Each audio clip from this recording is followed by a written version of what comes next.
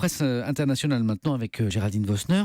Un grand quotidien britannique, le Guardian, Géraldine, publie une série d'enquêtes choc sur les pratiques indignes de plusieurs multinationales.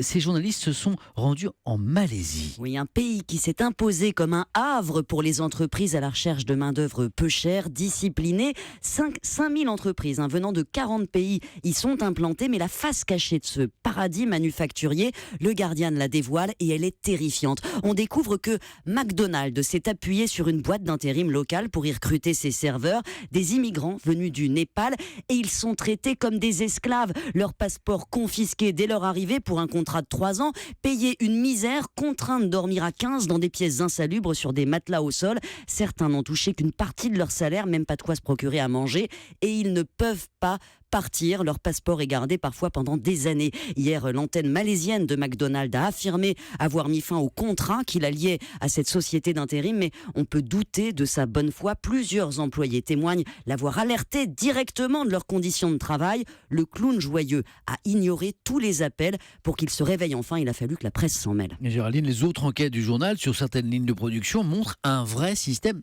d'exploitation. Absolument, qui repose sur le statut de ces travailleurs, car beaucoup sont des immigrés attirés en Malaisie avec la promesse d'un emploi. Certains ont même payé pour l'aubaine. Et à l'arrivée, même scénario, passeport confisqué, salaire misérable. 40% de la force de travail malaisienne est constituée d'immigrants, estiment les organisations humanitaires sur place. Un tiers n'ont aucun papier. Les sous-traitants auxquels font appel nos entreprises y ont souvent recours. La semaine dernière, ce sont les géants de l'électronique Samsung et Panasonic que le Guardian a épinglé pour travail forcé en Malaisie sur leur chaîne de montage. Merci Géraldine.